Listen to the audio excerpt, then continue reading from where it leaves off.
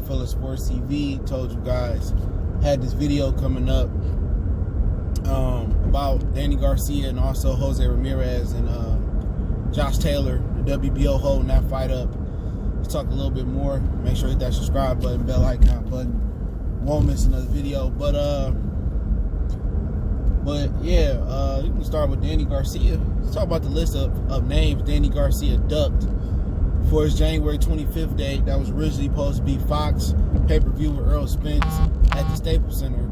And, you know, he ducked Ugas, and that's why Ugas went the WBA route. Ugas has been jerked around by the WBC more than anybody else. Ugas,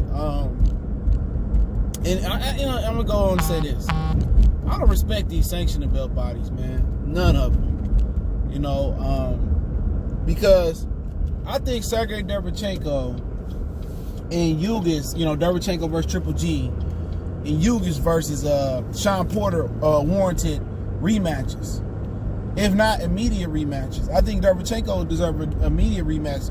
Kamil Zamata is who Triple G fighting early next year, I think, in Chicago. That don't warrant no rematch. You know? That don't warrant no mandatory. Come on. Where are these mandatories coming from? Danny Garcia, how does he get a mandatory after losing to Sean Porter? He bought Granados and now he's fighting Ivan Reddick. How does that deserve a mandatory?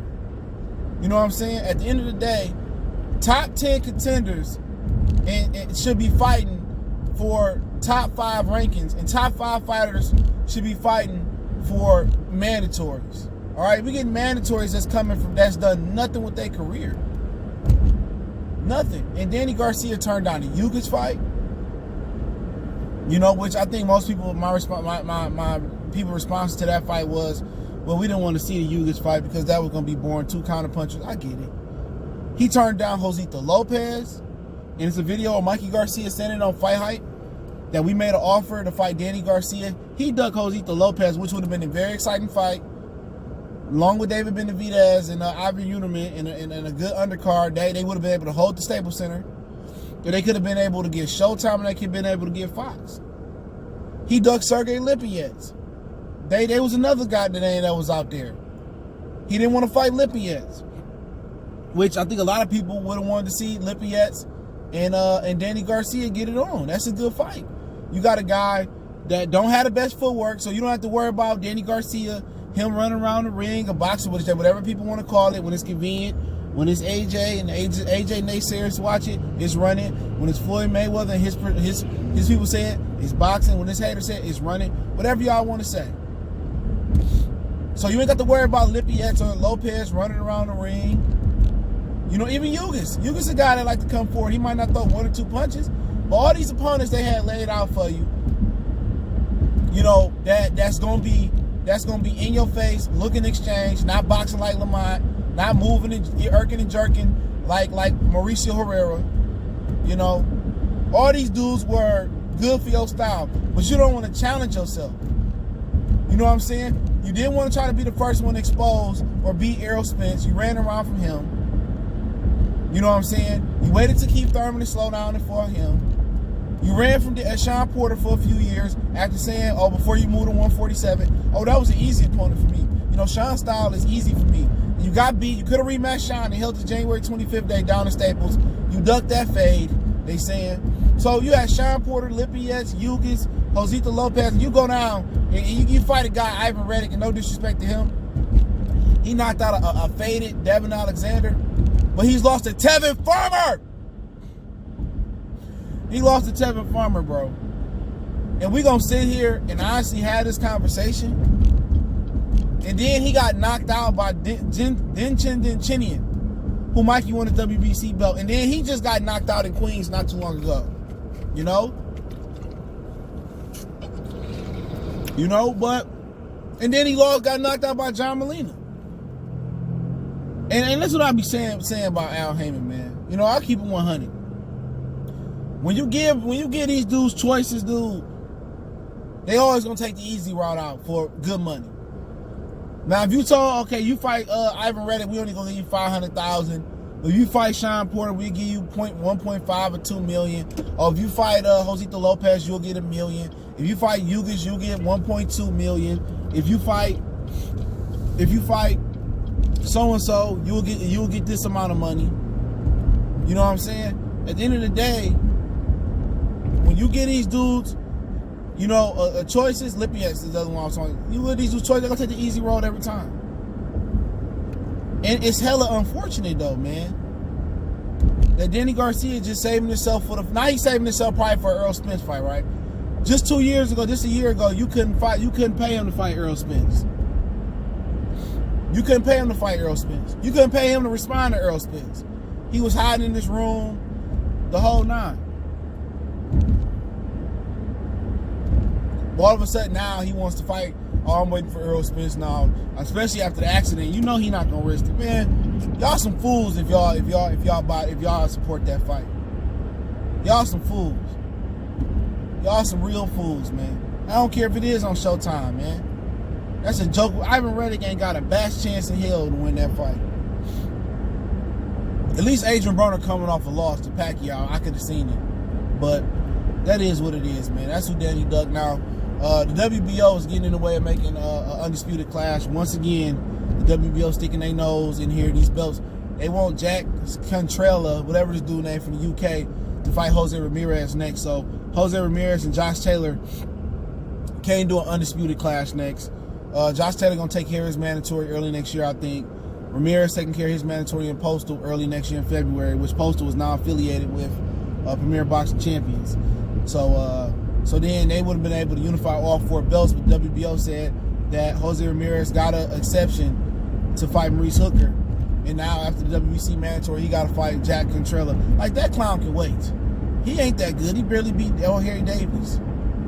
You know what I'm saying? They sitting here making mandatories to WBO. They don't deserve them. Like Usyk, I understand the super champion status and all that, but what have Usyk done to convince me that he could beat Anthony Joshua? If I'm just a regular casual fan, what has he done? You know what I'm saying? You know, at the end of the day, if a mandatory ain't fought a top 3 or 5 contender, and he ain't fought at least 2 top 10 contenders, you know, he don't deserve no mandatory. It should be a rule on these ranks. They selling mandatory spots, bro. Or I'm cool with Frank Warren, I'm cool with Eddie Hearn, I'm cool with Al, or I'm cool with Bob. I mean, it's hurting. It's doing a disservice to the boxing fan. It's doing a true disservice by ordering these bum bashes and wasting people's time. So now it's a way where Josh Taylor can drop the belts. Jose Ramirez can drop the belts and not fight Josh Taylor, which, you know, it may work out in the end for somebody else like Terrence Crawford, where he got more opponents. He probably looking at Ray Robinson. He probably looking at Regis Prograis. He looking at fighting Josh Taylor and Jose Ramirez. So now it gives him some options. You know, but for the boxing fan, I wanted to see Jose Ramirez get the shit beat out of him by Josh Taylor, because that's exactly what was gonna happen. You know what I'm saying? And people say, "Ooh, Jose Ramirez ain't had a hard fight in his life. He ain't had a hard fight since the schoolyard days." Give me that. When you talk about a manufactured fighter, Jose Ramirez take the cake. He avoided Regis Prograis for his WBC title. He lost to Jose Cepeda, in a lot of people's opinion. You know, he beat Amir Khan. You want a freaking cookie? Amir Khan been on the floor more than TD Bar Saturdays. Strippers picking up their money at the end of the night. Come on, he beat Maurice Hooker. No offense to Maurice Hooker. Nobody rated him that high. Good fight though. You know, but at the end of the day, come on, Josh Taylor in 12 fights did more than Jose Ramirez his whole career. This is the very same guy that Jose Ramirez was ducking and dodging. That guy, Josh Taylor beat his ass. He only won 4 rounds. The only reason he won the last 2 is because of the eye. People say, look at his eye though, you know. He had a bad eye. He had a bad eye because of a headbutt. You know what I'm saying? He bullied Regis. That was like Draymond Green trying to guard Shaq. But once again, these sanctioning belt bodies, man, I'm all for Al Heyman starting his own sanctioning belt body, man. I'm all for it, dog. It make more sense. Because they don't have no code they going by. Their ranking system is, oh, how much money you gonna give me? Man, if you in the top 10 to get a mandatory spot, you should have to be 2 guys inside the top 10 and 1 guy inside the top 5 or 3. You know, you got guys getting mandatory shots that ain't fought outside of their country. How does that work?